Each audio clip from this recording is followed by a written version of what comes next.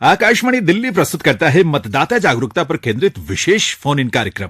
प्रायोजक हैं मुख्य निर्वाचन अधिकारी दिल्ली। लोकतंत्र का राज है वोट, जनता की आवाज है वोट, जिसकी धुन पे फिर के जनगण, वो जादू का साज है वोट। Ready to vote, देना वोट जरूरी है, देना वोट जरूरी है, देना वोट जरूरी है। नमस्कार। उत्सव की उमंग के रंग बहुत अनोखे होते हैं, ऐसे रंग जो माहौल में ही नहीं बल्कि चेहरों पर भी आसपास हमारे दिखाई देते हैं। समय समय पर मनाए जाने वाले उत्सव एक नई ऊर्जा का संचार करते हैं।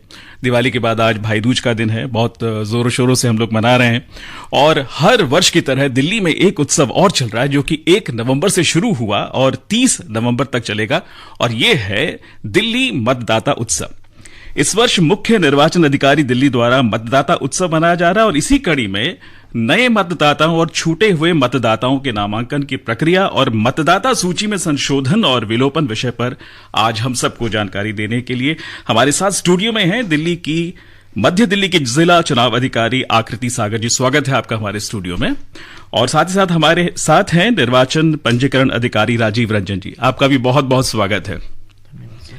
अगर आप कोई जानकारी चाहते हैं तो आप या सवाल कोई पूछना चाहते हैं तो आप हमको फोन कर सकते हैं। हमारा टोल फ्री नंबर है 1800113663 1800113663 और इसके अलावा हमारे दो और नंबर हैं 23421082 23421083 23421082 23421083। इसके अलावा ये जो दूसरे नंबर है ये भी आपको मैं बता देता हूं 2342234623421084 पर ध्यान रहे। इससे पहले आप 011 जो कि हमारा दिल्ली का एसटीडी कोड है 011 उसको लगाना ना भूलें। स्वागत है आप दोनों का, क्योंकि उत्सव की बात चल रही है और 6 और 7 को विशेष रूप से कैंप लगाए जा रहे हैं। तो आकृति जी सबसे पहले बताएं कि आज जो कैंप लग रहा है ये शुरू हो चुके होंगे अब तक, तो इसमें क्या क्या होने जा रहा है? धन्यवाद नरेंद्र जी इतने वार्म वेलकम के लिए, और आपको दिवाली की और भाई दूज की बहुत बहुत शुभकामनाएं जी। ये स्पेशल समरी रिवीजन का उत्सव हम मना रहे हैं और उसके लिए हम स्पेशल कैंप्स 2 दिन लगा रहे हैं, आज और कल। ये स्पेशल कैंप सुबह 10 बजे से शाम के 5 बजे तक चलेंगे और ये हर असेंबली कॉन्स्टिट्यूएंसी में लगाए जा रहे हैं। हर असेंबली कॉन्स्टिट्यूएंसी में बीएलओ जो कंसर्न बीएलओ हैं, जिनको लोकल लोग जानते हैं, वो वहां पे बैठेंगे एंड फॉर्म्स एक्सेप्ट करेंगे। फॉर्म्स विभिन्न प्रकार के हो सकते हैं। अगर आपको अपना नाम जुड़वाना है इलेक्टोरल रोल में तो उसके लिए आप फॉर्म 6 भरेंगे और वो इन स्पेशल कैंप्स में एक्सेप्ट होंगे। फॉर्म 7 किसी भी टाइप के डिलीशन के लिए है, फॉर्म 8 किसी भी टाइप के करेक्शन के लिए है और फॉर्म 8A है जो करेक्शन में एड्रेस में करेक्शन चाहिए with in the same constituency. तो इस टाइप के विभिन्न फॉर्म वहां हम एक्सेप्ट कर रहे हैं और हमारे बीएलओज वहां हर टाइप की जानकारी दे रहे हैं। आप ये फॉर्म ऑनलाइन भी सबमिट कर सकते हैं। इसकी जानकारी आपको ईसीआई की वेबसाइट eci.nic.in पे मिल जाएगी। और एनवीएसपी पोर्टल है हमारा, स्पेशल डेडिकेटेड पोर्टल है, नेशनल वोटर पोर्टल, और वोटर हेल्पलाइन ऐप भी है एज वेल एज हमारे पास वोटर रजिस्ट्रेशन सेंटर्स भी हैं जिनको हम वीआरसी सेंटर्स बोलते हैं, जो हर असेंबली कॉन्स्टिट्यूएंसी में हैं। लेकिन जो भी दिक्कतें इन विभिन्न माध्यम से लोगों को आती हैं उसको काउंटर करने के लिए हमने ये 2 दिन का स्पेशल कैंप आज लगाया है और हम एक्सपेक्ट कर रहे हैं कि इसमें हमें बहुत उत्साह से लोग भाग लेंगे और अपना जो हमारा स्पेशल समरी रिवीजन है उसको और अच्छा और प्रॉपर तरीके से करने में हमारी मदद करेंगे। आपने सही कहा, उत्साह तो बहुत ज्यादा है क्योंकि उत्साह दिखाई भी देता है। मैं देख रहा था अभी आते हुए भी काफी सारे होर्डिंग्स देख रहा था और लोगों तक बहुत आसानी से आप लोग पहुंच रहे हैं। एक समय था जब ऐसा लगता था कि नाम ऐड करवाना है या कोई इंफॉर्मेशन उसमें डालनी है या हटानी है तो उसके लिए बड़ा मुश्किल लगता था कि कहां जाएं, कैसे करें, और बहुत सारे लोग तो बिल्कुल छोड़ दिया करते थे। इनफैक्ट मेरा बड़ा ऐसे ही अनुभव रहा कि मैं सोचता रहा कि मैं कैसे करूं, क्या करूं। लेकिन अब जो आज दिखाई देता है बहुत ही आसान दिखाई देता है। अभी 6 और 7 तारीख को जो 2 कैंप हैं जो अभी होंगे, इसके अलावा 27 और 28 नवंबर को भी ये 2 कैंप लगाए जाएंगे। आमतौर पर फॉर्म्स के बारे में आपने बताया कि 6 फॉर्म नंबर 6, 7, 8 एंड 8A, ये 4 तरह के फॉर्म है जो हमको भरने हैं। तो वहां पर जब हम जाएं तो क्या ये फॉर्म हमको घर से लेके जाने होंगे या वहां पर जाकर हमें कोई वो फॉर्म दे देगा या वहां पर जाकर हमको भरने होंगे? क्या प्रोसीजर क्या, थोड़ा सा समझा दीजिएगा। हमने हर टाइप की सुविधा वहां कर रखी है। ये फॉर्म्स की कॉपीज हमने वहां पे सफिशिएंट क्वांटिटी में रख रखी है, तो जिसको भी ये फॉर्म चाहिए वो वहीं से ले सकता है। वहीं हम भरने में भी उनकी मदद कर देंगे कि वो वहीं पे भरें, उनके सामने कोई भी डाउट्स हैं बीएलओ से ही क्लैरिफाई कर लें जी। और इसी को ध्यान में रखते हुए कि कोई उनको परेशानी ना हो किसी को भी, और ये प्रोसेस एकदम स्मूथ हो और फ्रेंडली हो, हमने वहां की एरिया बीएलओ को ही रिस्पॉन्सिबल बनाए हैं इस कार्य के लिए जी। तो होपफुली कोई दिक्कत नहीं आएगी। और ये 6-7 के एक्सपीरियंस के बाद जो भी अगर दिक्कतें आती भी हैं तो हम 27-28 को उसको क्लियर कर लेंगे। आपके मन में अगर कोई सवाल आ रहा है तो प्लीज जरूर पूछिएगा, क्योंकि आपके सवालों का और जो जानकारी आपको चाहिए वो जानकारी आप तक पहुंचाने का हम यहां पर प्रयास करेंगे। एक फायदा होता है फोन करने का और सवाल पूछने का। एक तो ये कि आपके मन में जो सवाल उठ रहा होता है वो सवाल का जवाब आपको मिल जाता है, और दूसरी जो सबसे अच्छी बात ये होती है कि वही सवाल जो हमारे एक दूसरे लिसनर हैं उनके मन में भी उठ रहा होगा तो उनको भी वो जानकारी मिल जाएगी, वो जवाब उनको भी मिल जाएगा। हमारे नंबर है 2342-2346, 2342-1084, 2342-2346 और दूसरा नंबर है 2342-1084। इससे पहले आपको 011 जो कि हमारा दिल्ली का एसटीडी कोड है, भारत में कहीं से भी आप इस नंबर को मिला सकते हैं, 011 एसटीडी कोड है, वो इससे पहले लगाएं और हमको फोन कर सकते हैं। राजीव जी, काफी आपका एक्सपीरियंस रहा क्योंकि 1 तारीख से ये उत्सव शुरू हुआ, कैसा लोगों में उत्साह देखने को मिला है, क्योंकि अभी ये 30 नवंबर तक चलेगा उत्सव? सबसे पहले तो आप सभी को दीपावली की हार्दिक शुभकामनाएं, एंड भाई दूज का भी। तो मेरा काफी सुखद अनुभव रहा है एक्चुअली, और जो दिल्ली के जो नागरिक हैं वो काफी जागृत हैं एक्चुअली। जैसा हमारे जितने भी AROs का जो नंबर है ऑनलाइन पोर्टल पे डाला हुआ है, तो मुझे किसी भी 24 आवर्स हमेशा कॉल आते रहते हैं कि मुझे कहाँ पे अप्लाई करना है, कैसे अप्लाई करना है। वो तो लोग हैं जो काफी जागरूक है एक्चुअली, फिर उनको बताना पड़ता है एक्चुअली वो। तो इससे यही हमारे जैसे बुरारी कॉन्स्टिट्यूएंसी जो है जी AC2, वहाँ पे 3.7 लाख जो वोटर्स जो अभी रजिस्टर्ड हैं, इलेक्टर्स जो रजिस्टर्ड हैं एक्चुअली वो, तो लोगों की जो जागरूकता है काफी जागरूक हैं एक्चुअली, वो जानते हैं किनको कॉल करना है। और अभी आप पूछ रहे थे फॉर्म्स के बारे में एक्चुअली वो तो डिफरेंट मैम ने भी जैसे बताया है कि वो डिफरेंट माध्यम से वो अप्लाई कर सकते हैं, ऑनलाइन अप्लाई कर सकते हैं, ऑफलाइन भी अप्लाई कर सकते हैं जो हमारे ERC सेंटर्स हैं वहां पे जाकर के, और हमारा जो वोटर हेल्पलाइन ऐप है उस पे भी अप्लाई कर सकते हैं, और कॉमन सर्विस सेंटर है वहां उसके थ्रू भी अप्लाई कर सकते हैं। मैं देख रहा था, मैंने कहा कितनी आसानी से आप तक पहुंचा जा सकता है, ये दिखाई देता है। और जो वोटर्स हैं, इलेक्टर्स हैं, उनके हाथ में एक्चुअली एक तो हमारे जो ERC सेंटर है उसको विजिट करके वहां पे ऑफलाइन जमा कर सकते हैं, और ऑनलाइन भी eci.nic.in से वो डाउनलोड करके भी फॉर्म 6 को वो जमा कर सकते हैं, भर करके अपना एड्रेस प्रूफ और डेट ऑफ बर्थ का प्रूफ देके वो उसमें ऑनलाइन ही वो अपलोड कर सकते हैं जी, और उन तक वो रिवाइज हो जाएगा, वो अप्लाई करेंगे तो जो रिस्पेक्टिव जो कॉन्स्टिट्यूएंसी है उसमें चला जाएगा, हमारे पास ARO के पास चला जाएगा। बाद में जो कंसर्न BLO को हम असाइन करके, जो चूंकि BLO जो बूथ लेवल जो ऑपरेटर रहते हैं वो हर जगह वो जानते हैं, एक एरिया को ईयरमार्क्ड रहते हैं एक्चुअली, वो जाके वेरीफाई कर लेंगे कि वहां पे इलेक्टर रहता है कि नहीं रहता है, अकॉर्डिंगली वो रिपोर्ट देते हैं, और जो भी जो नया वोटर ID बनना है या फिर उसमें मॉडिफिकेशन करना है सब वो हो जाता है एक्चुअली वो जी ERO के थ्रू। आकृति जी, एक पुरानी कहावत है कि जब प्यासा कुएं के पास में नहीं आता तो कुआं प्यासे के पास चला जाता है। हमारे ऐसे बहुत सारे ऐसे वर्ग के लोग हैं जो कि शायद इतनी जानकारी ना रखते हों, हालांकि दिल्ली में काफी जागरूकता अभियान चले हैं, हर स्तर पर चले हैं। मैं देखता हूं कि होर्डिंग्स तो हैं ही, रेडियो पर भी हैं, टीवी पर भी हैं, काफी सारी जागरूकता हो रही है। पर कुछ लोग ऐसे हैं जो कि बेघर हैं, रैन बसेरों में रहते हैं, या दूसरे अन्य वर्ग के लोग हैं जिन तक पहुंचना थोड़ा सा मुश्किल होता है, और वो शायद किसी वजह से, हर किसी के पास अपने काम करना होता है तो उसकी जगह पर उसकी वजह से उनको पैसा मिलता है, तो शायद वो सोचते हो कि क्या ज़रूरत है ये सब करने की, इतना टाइम लगाने की, क्यों जाएं हम। तो ऐसे लोगों के लिए आप कुछ प्लान कर रहे हैं इस अभियान में?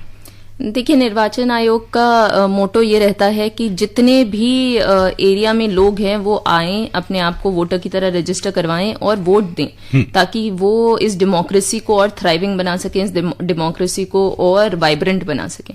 तो उसी को ध्यान में रखते हुए ये स्पेशल समरी रिवीजन हर साल हम करते हैं और इसको बहुत जोरों शोरों से मनाया जाता है, पूरे उत्सव की तरह मनाया जाता है, जैसे कि आप देख सकते हैं। तो उसी को मद्देनजर रखते हुए, जैसे आपने बताया कि जो होमलेस हैं, बेघर लोग हैं, जो किसी रीजन की वजह से अपने आप को रजिस्टर नहीं करा पाते हैं, उन लोगों को लिए हम स्पेशल कैंप्स ऑर्गेनाइज करना चाह रहे हैं। पूरी दिल्ली में एक दिन हम ऐसे डेजिग्नेट करेंगे, प्रोबेबली छठ के बाद हम ऐसा एक दिन लगाएंगे जब इन रैन बसेरों में भी हम कैंप्स लगाएंगे और मोबाइल कैंप्स भी लगाएंगे, लोगों को जाके एनरोल करवाएंगे जो होमलेस हैं। बहुत बढ़िया। और इसी दौरान हमारे पास एक सवाल है। जी, नाम बताएं अपना। नमस्कार सर। जी नमस्कार, अपना नाम बताएं। धर्मवीर, दिल्ली गांधीनगर से बोल रहा हूँ जी। धर्मवीर जी, अपना सवाल पूछिए आप। हाँ, हमारे एक्सपर्ट हैं उनको मैं नमस्कार कहूंगा और मैं ये कहना चाहता हूँ कि कार्य तो हो जाता है, जो आपके स्टाफ बैठते हैं ये काम तो करते हैं, पर काफी डिले हो जाता है, काफी देर हो जाती है, 2-2 साल तक ये समय लग जाता है। क्योंकि 2019 में एड्रेस चेंज करने के लिए हमने फॉर्म भरवाया था, तो उसमें उन्होंने 5-7 चक्कर लगा दिए ऑफिस में, तब भी काम नहीं हो पाया। और ये काम हो पाया, ये अभी आपके पिछले कार्यक्रम में आपके अगस्त में फिर हमने इसकी कंप्लेंट करी थी। आपने आकाशवाणी का मैं जो शुक्रिया करना चाहूंगा, ऐसे कार्य लेके आते हैं, कार्यक्रम लेके आते हैं जिससे हमारे सवाल आप तक पहुंचते हैं, तब आप तक ये बात पहुंचती है उच्च अधिकारी तक, तब ये जाके काम हो पाते हैं। अगर ये ऑफिस में जाते हैं तो वहाँ डिले ही डिले करते हैं। ये मेरा काम हो गया, 7 अक्टूबर को मेरे पास कार्ड पहुंच गया। आपका बहुत बहुत धन्यवाद। ये काम जरा जल्दी करें तो जल्दी अच्छी बात है। 2019 से लेकर 2021 तक 2 साल का समय लगा एड्रेस चेंज करने के। जी, बहुत बहुत आभार आपका धर्मवीर जी, जो आपने बात हम तक पहुंचाई। और एक बात मैं जरूर इसमें ऐड करना चाहूंगा कि ये कार्यक्रम सिर्फ हम ही लेकर नहीं आए, बल्कि ये मुख्य निर्वाचन अधिकारी दिल्ली द्वारा ही प्रायोजित कार्यक्रम है। वो स्वयं इस कार्यक्रम को लेकर भी आपके पास आए हैं। तो इनका जो सवाल था कि थोड़ी सी देरी हो जाती है, देरी के बारे में आप क्या कहेंगे? राजीव जी, आप। सबसे पहले तो मैं उनसे क्षमा मांगता हूँ। एक्चुअली वो मुझे नहीं मालूम क्यों ऐसा हुआ, लेकिन हमें जो टाइमलाइन जो दिया हुआ है, कोई भी अप्लाई करेंगे विदिन 7 डेज उनको करके वो कंप्लीट करके देना है। एक्चुअली वो मुझे एक कारण ये भी हो सकता है, एक्चुअली वो बहुत लोग जागरूक नहीं है एक्चुअली वो कि किस फॉर्म के अंदर में अप्लाई करना है। जैसे फॉर्म 8 हो गया, फॉर्म 8A हो गया, मैं पहले भी चेक करता रहा हूँ, लोग गलत फॉर्म अप्लाई करते हैं उसमें। वो आप किसी को अगर एड्रेस चेंज करवाना है तो एड्रेस चेंज करवाना है तो वो 8A के अंदर में जाएगा, फॉर्म 8A के अंदर में। लेकिन मैं देखता हूँ फॉर्म 8 के अंदर में भी आ जाता है, जिसमें माइनर केवल डेट ऑफ बर्थ हो गया, नेम हो गया, फोटोग्राफ हो गया, ये सब चीजें होती हैं। तो ऐसे चीजें फिर रिजेक्ट करना पड़ता है एक्चुअली वो। लेकिन इतना टाइम तो नहीं लगना चाहिए एक्चुअली वो। जो भी अगर ऑनलाइन भी कर सकते हैं, नहीं तो हमारे कॉमन कॉल कर सकते हैं। हमारे जो नंबर्स दिए हुए हैं 1950 जो आपका हेल्पलाइन नंबर है, हम लोग का ERO का नंबर दिए हुए हैं। चलिए उस पर तुरंत रिस्पॉन्ड करते हैं। फिर कॉमन जो हमारे वोटर सेंटर है वहां पे भी जाके, तो वो सभी बंधे हुए हैं एक्चुअली वो इसमें। तो आज के डेट में तो ये पॉसिबल नहीं है। अच्छा, मान लीजिए अगर मैं आज गया कैंप में गया हूं और वहां पर जाके मैंने अपना जो अमेंडमेंट कराना था करा दिया, एप्लीकेशन फॉर्म दे दिया, तो मुझे कायदे से कितना टाइम लगना चाहिए उसमें? सबसे पहले तो वहां ऑफलाइन शायद जमा करेंगे, वो कैंप में जमा करेंगे, उसको भी डिजिटाइज करेंगे। लेकिन जैसे ही ऑपरेटर AERO के लॉगिन के थ्रू उसमें इंटर होगा तो 7 डेज का ही टाइम है। 7 दिन के भीतर में ही BLOs को पूरे घर पे जाके इलेक्टर का वेरीफाई करके उस एड्रेस सही है कि नहीं, उस एड्रेस पे वो इलेक्टर रहते हैं कि नहीं रहते हैं। एक्चुअली वो चेक करके 7 डेज के भीतर में ERO के द्वारा वो अप्रूवल या रिजेक्शन आइदर एक्सेप्टेंस और रिजेक्शन, ये 2 के 7 डेज का ही टाइम है एक्चुअली, उसके बाद नहीं लगना चाहिए वो। ये तो बहुत अच्छा लग रहा है कि 7 दिन के अंदर में अगर मैं आज जाता हूं और उसके बाद 7 दिन के अंदर अगर मुझे इन्फॉर्मेशन मिल जाती है, मेरा काम हो जाता है, तो ये तो बड़ी खुशी की बात है। और मुझे लगता है कि ऐसे में जो हमारे लिसनर्स जो इस प्रोग्राम को सुन रहे हैं या उनके द्वारा वो किसी और को अगर बताना चाहते हैं तो ये बहुत आसान है। इस प्रकार वो इन कैंप्स में जा सकते हैं या इतने सारे मोड्स हैं जिसके थ्रू वो जाके अपना चेंज जो कराना है या नया नाम ऐड कराना है वो कर सकते हैं।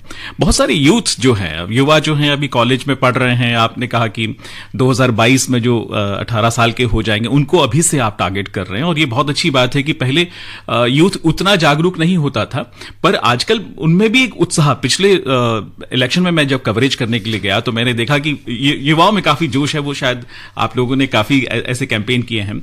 युवाओं को आप क्या कहना चाहेंगे, किस प्रकार से जो अभी युवा 18 साल के हो जाएंगे उनके लिए क्या करना है, उसके बारे में थोड़ा सा बता दें। देखिए, युवाओं को अब इतनी अवेयरनेस हो गई है, चाहे वो सोशल मीडिया के थ्रू हो या न्यूज़पेपर्स, न्यूज़ चैनल्स, रेडियोस के थ्रू हो, कि वो पॉलिटिक्स में इंटरेस्ट लेते हैं और वो आके उसमें भाग लेना चाहते हैं डेमोक्रेसी में। तो इस चीज को देखते हुए जो ट्रेंड है वो इस टाइप का है कि अब आप वोट करना चाहते हैं आके, तो जितने भी युवा हैं वो आएं और आगे बढ़ के हमें हमारे इस फेस्टिवल ऑफ डेमोक्रेसी में भाग लें और इसको एक्चुअल बनाएं कि हर वोट काउंट हो, हर इंसान की वॉइस काउंट हो, और जो भी हमारे इलेक्टेड रिप्रेजेंटेटिव्स हों वो सबके सहमति से बने। तो युवाओं को हम एनकरेज करना चाहते हैं कि वो आएं और वोट करें, और सबसे पहले वोट करने का सबसे पहला जो स्टेप है वो है कि अपने आप को वोटर की तरह रजिस्टर करें। जी, तो अगर आप हमको फोन करना चाहते हैं, आप हमारी बातें सुन रहे हैं और चाहते हैं कि आप भी कुछ जानकारी हासिल करें हमसे, तो कर सकते हैं 2342-2346 2342-2346, और दूसरा नंबर है 2342-1084 2342-1084। हमारे 2 नंबर हैं जिन पर आप हमें फोन कर सकते हैं। दिल्ली के बाहर से फोन कर रहे हो तो जैसा कि हमने बताया आपको 011-011 हमारा STD कोड है, उसको अवश्य मिलाएं और हम तक पहुंचे। पहले जब कोई भी चेंज किया जाता था उसके लिए एक शुल्क लिया जाता था। अभी कोई शुल्क लिया जाता है? अगर हम वहां जाएं हमें किसी प्रकार का कोई शुल्क देना पड़ेगा चेंज कराने के लिए? मतलब नई में तो नहीं होता, पर अगर कुछ अमेंडमेंट कराना हो तो? नहीं, देखिए, पहले एक मिनिमल फी चार्ज की जाती थी इस कार्य के लिए, लेकिन इस साल से वो फी भी रद्द कर दी गई है इलेक्शन कमीशन ऑफ इंडिया के डायरेक्शंस के अनुसार जी। और अब से ये एकदम ही निशुल्क सेवा है, और किसी भी टाइप के चेंज के लिए या आपको नया एपिक कार्ड भी चाहिए करेक्शन के बाद, या आपको डुप्लीकेट एपिक कार्ड भी चाहिए, उसके लिए कोई भी चार्ज नहीं लिया जाएगा। तो आपके रेडियो के माध्यम से हम सभी को इस बात के लिए जागरूक करना चाहेंगे कि किसी भी प्रकार का चार्ज आपको नहीं देना है किसी भी सेवा के लिए जो निर्वाचन विभाग से रिलेटेड है, उसके लिए किसी प्रकार का चार्ज नहीं देना। तो इससे मुझे लगता है कि बहुत आसानी हो जाएगी। जो मन में एक प्रकार का रहता था कि हम अगर शुल्क भी है तो एक तो फॉर्म भरना है 6, 7, 8 और 8A, उसके बाद में एक शुल्क भी जमा कराना है, तो बड़ा कॉम्प्लिकेटेड हो जाता था। पर अभी थोड़ी सी आसानी इसके अंदर दिखाई दे रही है। काफी सारे मोड से हम लोग पहुंच सकते हैं, आप तक पहुंचना बहुत आसान हो जाता है। पर जो हमारे BLOs हैं, जो हमारे पंजीकरण अधिकारी जैसे आप हैं, इन सब का क्या क्या रोल होता है अपने क्षेत्र में, अपने एरिया में?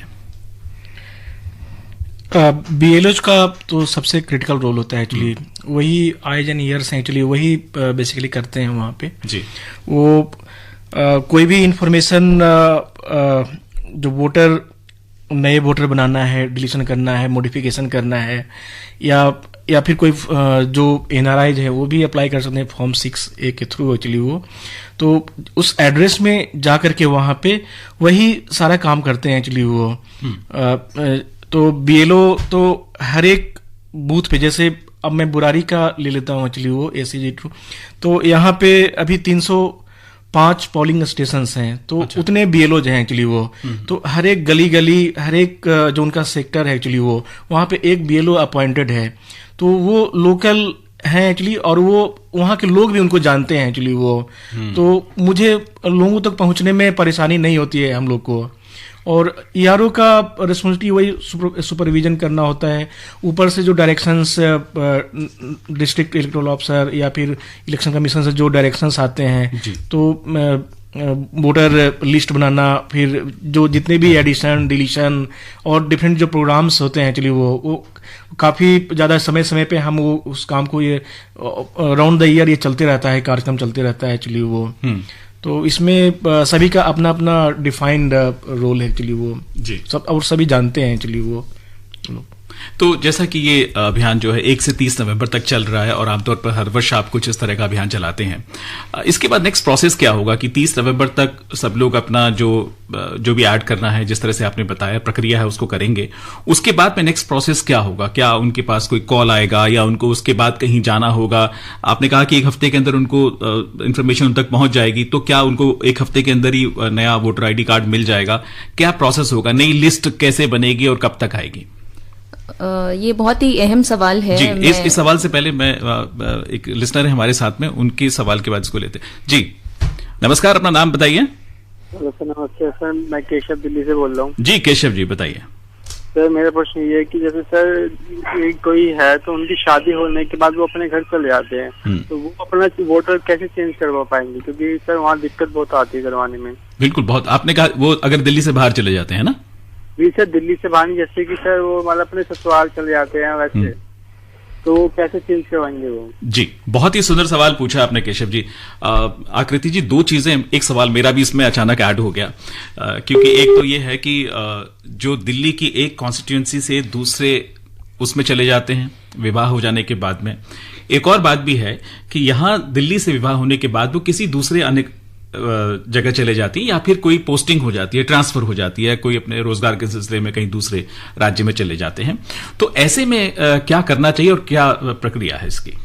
देखिए, इसका प्रोसीजर एकदम सिंपल है। फॉर्म 6 जो है वो नए नामों को ऐड करने के लिए ही बना है, तो प्रोसीजर वही रहेगा। फॉर्म 6 क्योंकि वो नए वोटर आ गए हैं इस कॉन्स्टिट्यूएंसी में शादी के बाद या माइग्रेशन से, तो वो फॉर्म 6 ही फिल करेंगे। और फॉर्म 7 में उधर के इलेक्टोरल रोल से वो डिलीशन हो जाएगा। अब तो सब पूरा एक पोर्टल बन गया है, NVSP पोर्टल है और ECI की वेबसाइट है, सब कुछ इंटीग्रेटेड है, तो ये कार्य बहुत आसान हो गया है पहले के कंपैरिजन में।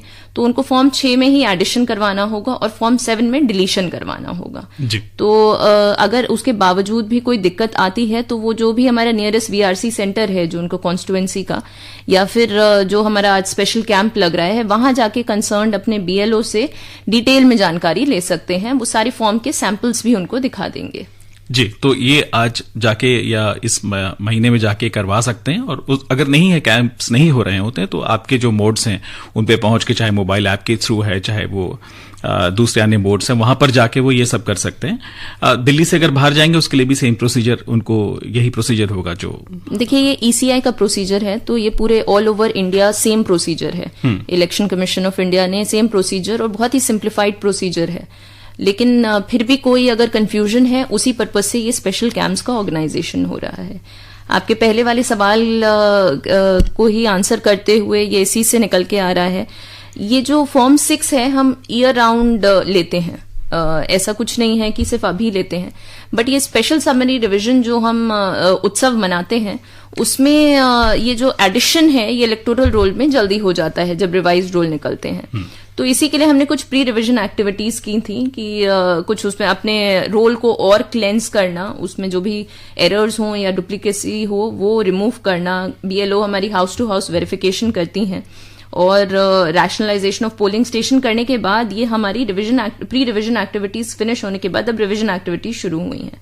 हमने 1 तारीख को पब्लिकेशन ऑफ रोल किया है, जो ड्राफ्ट रोल है, जो आज स्पेशल कैंप्स में BLOs के पास है।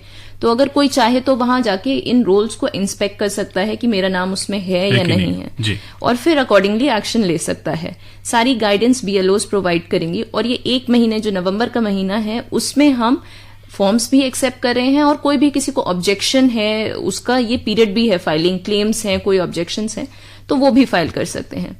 सब्सिक्वेंटली हम 20 दिसंबर तक इसको डिस्पोज ऑफ कर देंगे। डेली हमारा डिस्पोजल चल रहा है, तो 20 दिसंबर तक जो 30 नवंबर तक फॉर्म आए होंगे वो हम डिस्पोज ऑफ कर देंगे, और हम फाइनल रोल 5 जनवरी को पब्लिसाइज कर देंगे।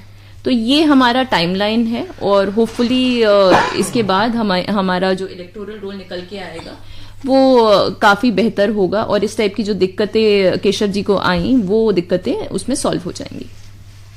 इस समय आप सुन रहे हैं मतदाता जागरूकता पर केंद्रित विशेष फोन इन कार्यक्रम। प्रायोजक हैं मुख्य निर्वाचन अधिकारी, दिल्ली। लोकतंत्र का राज है वोट, जनता की आवाज है वोट, जिसकी धुन पे फिर के जनगण, वो जादू का साज है वोट, ready to vote। देना वोट जरूरी है, देना वोट जरूरी है, देना वोट जरूरी है। आकाशवाणी पर आप सुन रहे हैं हमारा फोन इन कार्यक्रम नए मतदाताओं और छूटे हुए मतदाताओं के नामांकन की प्रक्रिया और मतदाता सूची में संशोधन और विलोपन विषय पर। और इस बारे में आज हमारे साथ स्टूडियो में मौजूद हैं मध्य दिल्ली की जिला चुनाव अधिकारी आकृति सागर और निर्वाचन पंजीकरण अधिकारी राजीव रंजन जी। आप हमें फोन कर सकते हैं, आपके फोन्स का बेताबी से इंतजार कर रहे हैं हम। 2342-2346 और दूसरा नंबर है 23421084, यानी 2342-2346, दूसरा नंबर 2342-1084। और इससे पहले जो हमारा दिल्ली का एसटीडी कोड है 011-011, उसको लगाना ना भूलिएगा।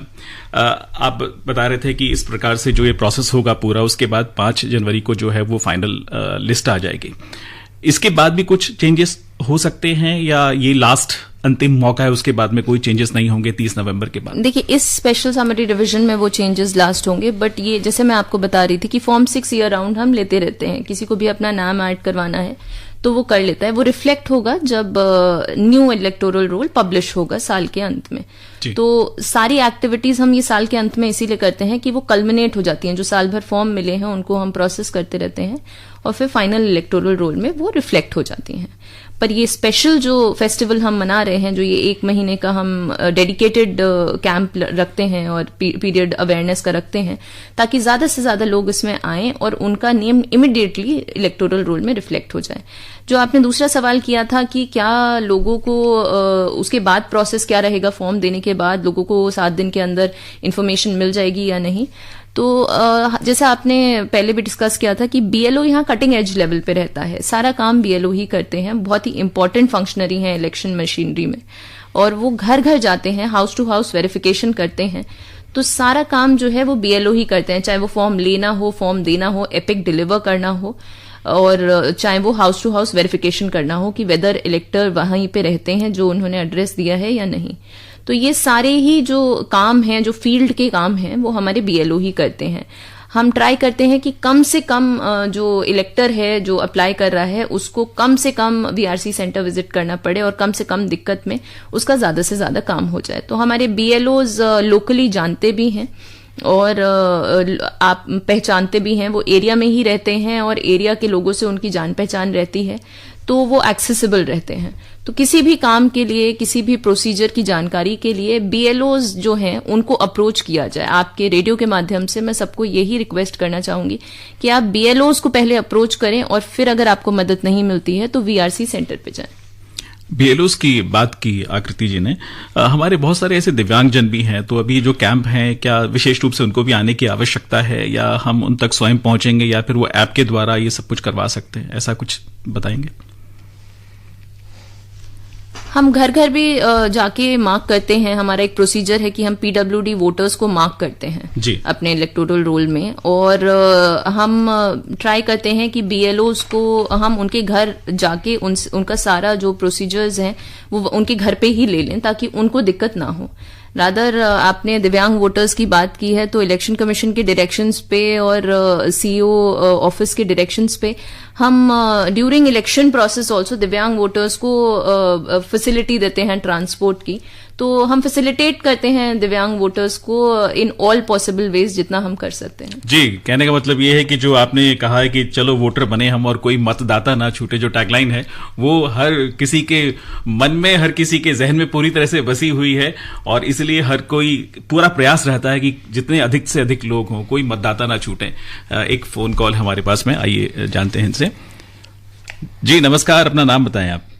मेरा नाम अश्विनी शर्मा है। जी अश्विनी जी, मेरा 95-96 में दिल्ली में वोटर आईडी कार्ड बना था, जो पुराने वाले टाइप के थे, और वो सीरीज नंबर भी अब सिस्टम में मिलती नहीं है। मैं 2-3 से दिल्ली से बाहर हूँ, और अभी इंदिरापुरम में सेटल्ड हूँ, इंदिरापुरम गाजियाबाद में। तो जब मैं नया कार्ड के लिए अप्लाई करता हूँ तो वो पुराने कार्ड की डिटेल मांगते हैं और वो पुराना कार्ड सिस्टम में पकड़ता नहीं है, वो नंबर सिस्टम सीरीज अवेलेबल ही नहीं है सिस्टम में। तो मुझे समझ नहीं आता कि मैं कैसे अप्लाई करूं। जी अश्विनी जी, वाकई ये तो काफी समस्या वाली बात है कि जी बताएं। जी, और बिना नंबर दिए अप्लाई किया तो यहाँ गाजियाबाद निर्वाचन उसमें तो उन्होंने एक 2 हफ्ते बाद उसका एक्नॉलेजमेंट करके एक डेट बोला कि डेट देंगे हम, लेकिन जिस दिन डेट दी वो ऑलरेडी डेट एक्सपायर हो चुकी थी। ओह अच्छा जी। तो अश्विनी जी, आपकी सभी समस्या का समाधान अभी यही होगा। बहुत बहुत आभार कि आपने फोन किया। जी राजीव जी, काफी समस्या है क्योंकि दिल्ली और गाजियाबाद और नोएडा ये बिल्कुल आसपास से दिल्ली से सटे हुए इलाके हैं। बहुत सारे लोग रोजाना इधर काम के लिए आते हैं या गुड़गांव और यहां से उधर जाते हैं, तो और घर कई बार यहां से शिफ्ट करके उधर जाते हैं, तो ऐसे में बड़ी समस्या हो जाती है। इसके लिए जैसे इनकी समस्या है, इसका समाधान कैसे हो सकता है? नहीं, इसमें एक्चुअली डिलीशन का मामला है एक्चुअली वो, तो फॉर्म नंबर 7 के थ्रू ये डिलीट कर सकते हैं, लेकिन वो क्या है उसमें जो पुराने वोटर आईडी है, हाँ, क्योंकि उन्होंने कहा 95-96 का है, 95-96 मतलब अभी काफी समय हो गया। तो उस पुराने जो आईडी वोटर आईडी कार्ड है उसको लेकर के जमा करना पड़ेगा वहां पे जो वीआरसी सेंटर है, क्योंकि इसमें क्या होता है हम लोग भी प्रिकॉशन लेते हैं। अभी ऑनलाइन हो सकता है कि वो कोई भी जैसे थर्ड पर्सन जाकर के वो आप किसी और का डिलीट करवा सकते हैं चलिए, तो वो ऐसा कुछ एक चेक एंड बैलेंस जैसा भी। तो जो पुराने वोटर आईडी कार्ड लेकर के वो जो कंसर्न जहां पे पुराना एड्रेस है उनका, जैसे इंदिरापुरम बोल रहे हैं या, तो वहां पे जाके अपने रेस्पेक्टिव लोकल वीआरसी सेंटर में जमा करवा के वहां पर डिलीट करवा सकते हैं चलिए वो। ओके, तो ये दिल्ली से इंदिरापुरम चले गए असल में, और इंदिरापुरम यूपी में आ गया। तो देखिए, इसके लिए इनको दिल्ली में पहले फॉर्म 7 भर के डिलीट करके अपना जो कार्ड है वो जमा करना होगा। अभी ये कर सकते हैं क्योंकि 95-96 की बात ही कर रहे हैं और काफी अरसा हो गया पुराने नंबर को लेकर। जब एक बार डिलीट हो जाएगा तो ये as a new voter elector also ये गाजियाबाद में अप्लाई कर सकते हैं, क्योंकि ज्यूरिसडिक्शंस अलग हैं, सरकार अलग है, तो थोड़ा सा डिफरेंस आ जाता है। विद इन एक ही स्टेट होता, दिल्ली होता, तो हम आपस में कोऑर्डिनेट कर सकते थे, बट इनके लिए पहले प्रोसीजर डिलीशन का और फिर एडिशन का करना होगा। लेकिन जैसे कि ये बता रहे हैं कि इनका निर्वाचन आयोग में ऑलरेडी केस चल रहा है और डेट एक्सपायर कर गई थी, तो they can apply for fresh date और मे बी ईसीआई अपने लेवल पे उसको सॉर्ट आउट कर देगी। तो मेरे ख्याल से ये जो समस्या है आपकी, इसका समाधान हो सकता है बहुत ही आसानी से अगर आप ईसीआई तक पहुंच जाएं, और इस बार ये जो 1 नवंबर से 30 नवंबर तक अगर कोई जानकारी लेना चाहें दिल्ली आकर भी, तो वहां से भी जानकारी ले सकते हैं। इनकी मदद तो हो ही सकती है इस सारे मामलों में। इस तरह के हमारे कई सारे और भी लिसनर्स होंगे जिनके सामने इस तरह की समस्या आती है। तो ये तो चलिए पुरानी बात है, 95-96 की बात हो गई, पर उसके बाद की भी हो सकती है, शायद 2-4 साल पहले या 3 साल पहले। उन सभी से आप क्या कहना चाहेंगे अपनी तरफ से? देखिए, ये कैंप हम जो लगा रहे हैं, हम चाहते हैं इसमें ज्यादा से ज्यादा लोग आएं और भाग लें। इस टाइप की जो भी समस्याएं हैं, क्योंकि हर समस्या स्पेसिफिक होती है, किसी का 2 साल पुराना है, किसी का 4 साल पुराना है, तो वो समस्याएं वहां पे क्योंकि लोकल बीएलओ हैं, वो डायरेक्ट लिस्ट में नाम चेक करके डायरेक्ट हेल्प कर सकते हैं, वो इमीडिएट रिस्पॉन्स वहां पे उनको मिल जाएगा। तो मेरा इनसे यही रिक्वेस्ट रहेगा दिल्ली की पूरी जनता से कि वो आके इन कैंप्स में ज्यादा से ज्यादा भाग लें और अपने जितने भी सवाल हैं, परेशानियां हैं, वो कंसर्न बीएलओज के पास जाके रखें ताकि वो उसको सॉल्व कर सकें।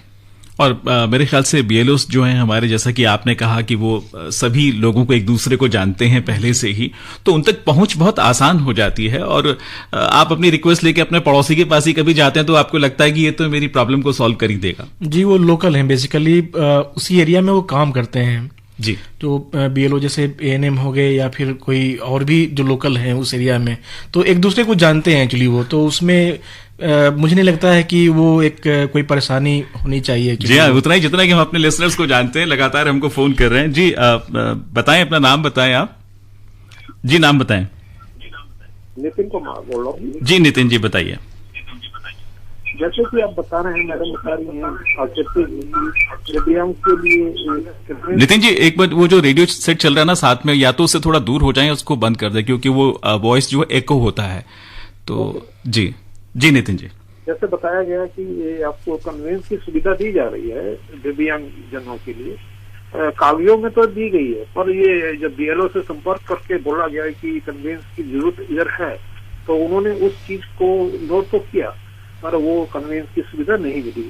4 बजे तक वेट करते रहे, जब अपनी कन्वेंस से वो आदमी वहां पहुंचा वोट डालने, तब जाके BLO की थोड़ी सी नींद खुली। उन्होंने कहा अरे हमने तो बोल रखा था ऑफिस में बड़े अफसर को, अब उनसे उन्होंने नहीं भेजी, तो अब हमने कहा ठीक है, ये क्या है, इसके लिए कहाँ संपर्क करें।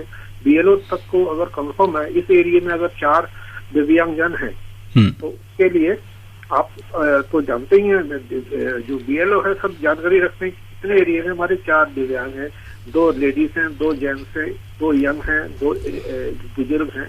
तो इसके बारे में थोड़ा और इनको बताया जाए कैसे क्या करा जाए। जी नितिन जी, बहुत बहुत आभार कि आपने फोन किया। आकृति जी ये बात कर रहे हैं चुनावों की, जिस समय चुनाव हुए थे और वोट डालने के लिए इनको जाना था, इनके किसी जानकार को जाना होगा, तो उस समय की समस्या बता रहे हैं। तो अभी तो देखिए आपका फीडबैक बहुत इम्पोर्टेंट है, क्योंकि आपको जो परेशानी हुई है उसके लिए हमें खेद है, और आपने जो फीडबैक दिया है उसी को ध्यान में रखते हुए हम नेक्स्ट टाइम BLOs को और सेंसिटाइज करेंगे इस चीज के लिए कि ऐसी दिक्कत दोबारा ना आए किसी भी वोटर को, स्पेशली दिव्यांग वोटर्स को, क्योंकि वो ऑलरेडी बहुत परेशानियों से गुजर रहे हैं। तो हम उनके लिए आसान करना चाहते हैं ये वोटिंग की जो प्रक्रिया है। तो thank you so much Nitin ji कि आपने यहाँ हमें अपना फीडबैक दिया, और इस चीज में आपको सुधार दिखेगा अगले चुनाव में। जी राजीव रंजन जी, आप निर्वाचन पंजीकरण अधिकारी हैं, काफी इंपॉर्टेंट रोल आपका मुझे दिखाई देता है। लोगों के बीच में काफी कोऑर्डिनेशन की जरूरत पड़ती होगी। अभी क्योंकि ये 1 नवंबर से शुरू हुआ है और 30 नवंबर तक चलेगा, कैसा उत्साह लोगों के बीच में आपको दिखाई दे रहा है? लोग, जैसा कि मैं पहले भी बोल चुका हूं, जी जी, लोग तो काफी उत्सुक हैं। मैंने सोचा सवाल इसलिए पूछूं कि ताकि लोगों में और उत्साह आ जाए अभी।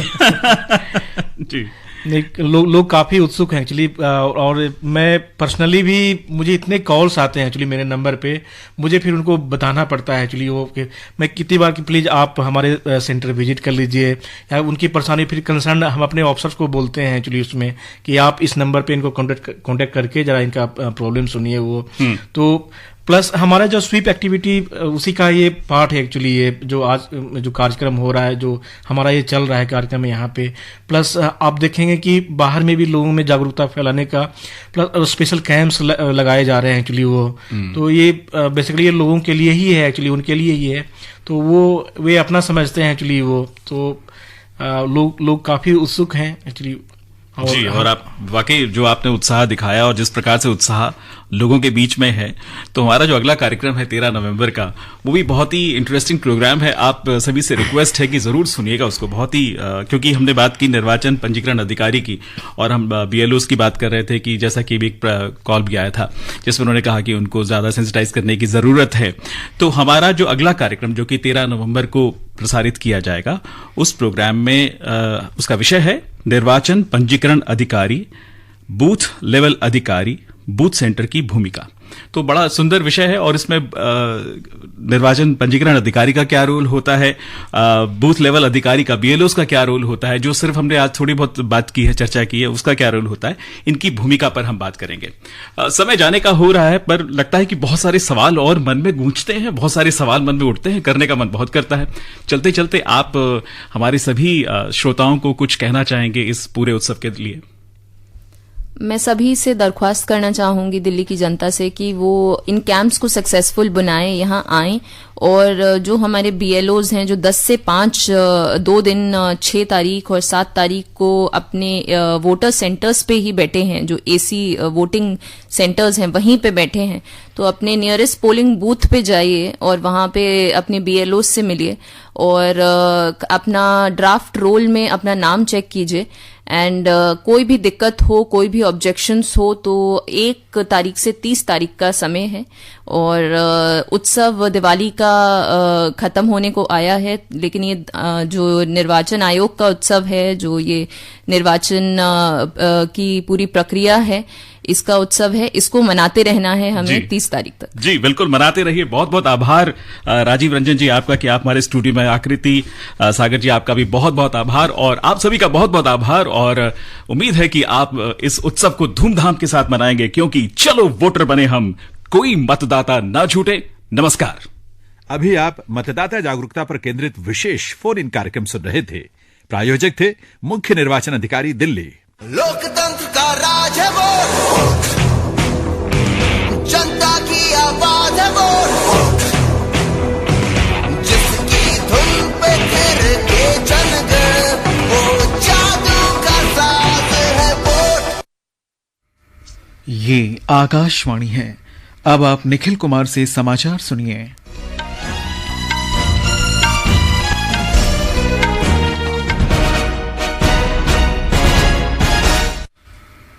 देश ने कोविड टीकाकरण अभियान के अंतर्गत 100 करोड़ से अधिक टीके लगाने का लक्ष्य हासिल कर इतिहास रच दिया है। इस महत्वपूर्ण कार्य में योगदान करने वाले चिकित्सकों, नर्सों और अन्य स्वास्थ्य कर्मियों का आकाशवाणी अभिनंदन करता है। इसके साथ ही हम आपको सतर्क भी करना चाहते हैं कि कोविड अभी समाप्त नहीं हुआ है। आप सभी से हमारी अपील है कि यथाशीघ्र दोनों टीके लगवाएं और अन्य लोगों को भी टीके लगवाने के लिए प्रेरित करें। त्योहारों के समय इन 3 आसान उपायों का पालन अवश्य करें। मास्क पहनें, 2 गज की सुरक्षित दूरी बनाए रखें, हाथ और चेहरा साफ रखें। कोविड संबंधित कोई भी जानकारी और मार्गदर्शन के लिए राष्ट्रीय हेल्पलाइन नंबर 01123978046 और 1075 पर संपर्क करें। और अब समाचार। सरकार ने खाद्य तेल के दामों में पिछले 1 वर्ष से हो रही बढ़ोतरी को रोकने के लिए कच्चे पाम ऑयल, सोयाबीन और सूरजमुखी तेल पर 2.5% आधार शुल्क समाप्त कर दिया है। हमारे संवाददाता की रिपोर्ट। सरकार के निर्णय के बाद कच्चे पाम तेल पर शुल्क घटकर 7.5% तथा कच्चे सोयाबीन और सूरजमुखी के तेल पर 5% हो गया है। वहीं आरबीडी पामोलिन तेल, रिफाइंड सोयाबीन और रिफाइंड सूरजमुखी के तेल पर आधारभूत शुल्क मौजूदा 32.5% से घटकर 17.5% हो गया है। कटौती से पहले कच्चे खाद्य तेलों के सभी किस्मों पर कृषि अवसंरचना उपकर 20% था। वहीं कटौती के बाद कच्चे पाम तेल पर 8.25% तथा कच्चे सोयाबीन और सूरजमुखी के तेल पर 5.5% का प्रभावी शुल्क होगा। खाद्य तेलों के मूल्यों को नियंत्रित करने के लिए सरकार ने पाम, सोयाबीन और सूरजमुखी के तेल पर आयात शुल्क को तर्कसंगत बनाया है। वहीं सरसों के तेल में वायदा कारोबार को भी निलंबित कर दिया है। आनंद कुमार, आकाशवाणी समाचार, Delhi. Confederation of all India traders के महासचिव प्रवीण खंडेलवाल ने आकाशवाणी को बताया कि केंद्र सरकार के फैसले से आम लोगों को राहत मिली है। निश्चित रूप से भारत सरकार द्वारा एडिबल ऑयल पर इंपोर्ट ड्यूटी कम करने से 7 रुपए से लेकर के लगभग 20 रुपए तक एडिबल ऑयल में, सूरजमुखी ऑयल में, ग्राउंडनट ऑयल में, सोयाबीन में कमी आई है। ये कमी वास्तव में इस समय जो महंगाई अपनी चरम सीमा पर है उसको नीचे लाने के लिए सरकार का एक बड़ा प्रयास है, जिसका व्यापारी स्वागत करते हैं। लेकिन इसमें ये देखना बहुत जरूरी है कि जितने भी हमारे ऑयल बनाने वाले मैन्युफैक्चरर्स हैं, वो तुरंत प्रभाव से जो उनका नया माल आने वाला है उस पर इस रेट की कमी करें। केंद्र ने कहा है कि अब तक कुल 22 राज्यों और केंद्र शासित प्रदेशों ने उपभोक्ताओं को राहत देने के लिए पेट्रोल तथा डीजल पर वैट में कटौती की है। समाचार कक्ष की ये रिपोर्ट। पेट्रोल और डीजल पर केंद्रीय उत्पाद शुल्क घटाए जाने के बाद केंद्र ने राज्यों और केंद्र शासित प्रदेशों से वैट में कमी करने को कहा था। केंद्र सरकार ने पेट्रोल पर उत्पाद शुल्क में 5 रुपए प्रति लीटर और डीजल पर 10 रुपए प्रति लीटर की कमी की है। पेट्रोलियम और प्राकृतिक गैस मंत्रालय ने बताया है कि पेट्रोल की कीमतों में सबसे अधिक 13 रुपए 43 पैसे की कमी केंद्र शासित प्रदेश लद्दाख में हुई है। इसके बाद कर्नाटक में 13 रुपए 35 पैसे और पुदुचेरी में 12 रुपए 85 पैसे प्रति लीटर की कमी की गई है। डीजल